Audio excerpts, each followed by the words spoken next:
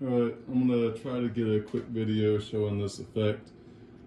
Here is the coil with the salient pole made out of the welding rods. It's 375 millihenries air core.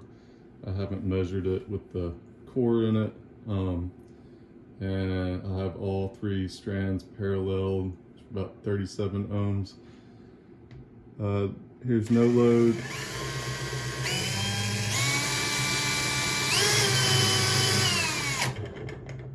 See, it produces a sine wave up to about 150 volts peak.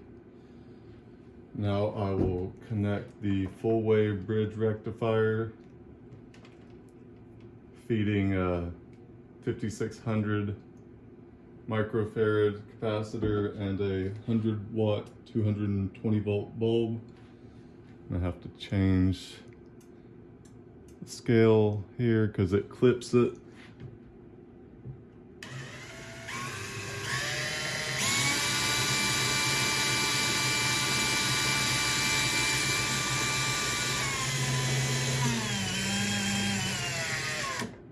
But you can see it produces a rather clean square wave.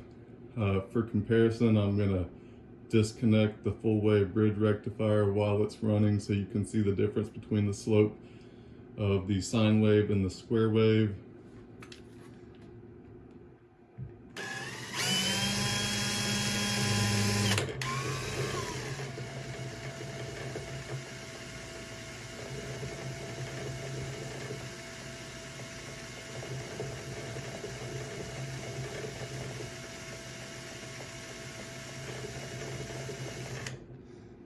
So you can see that there's a definite difference between the rate of change between the loaded coil and the unloaded coil, one producing a square wave and the other a sine wave. For comparison, I'm gonna change this over to my air core motor. It's I'd have to measure the inductance of it, but basically it'd be a comparison of the slope of the loaded versus the unloaded so you can see the difference between the two configurations. Oops.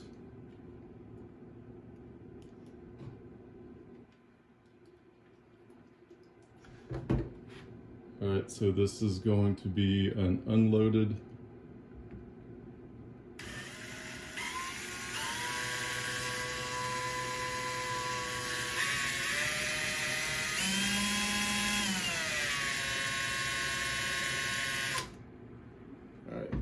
Now I'll hook up the full wave bridge rectifier and load.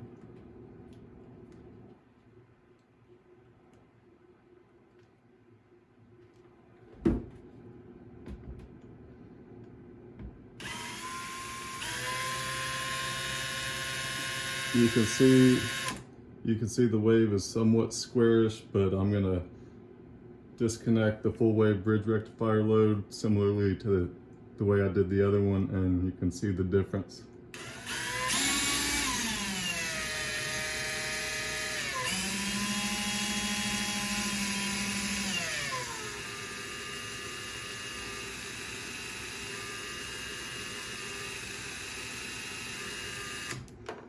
So you can see that there's not much change in the rate of change.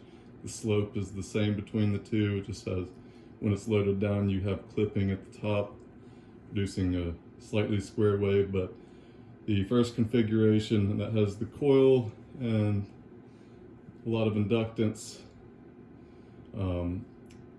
shows a lot more squaring of the wave. So I know this isn't exactly the way that Earthfinder prescribed in his original presentation, but I just thought it was interesting how square the wave got and how that rate of change would change drastically. But anyway, I hope that was interesting, and take care.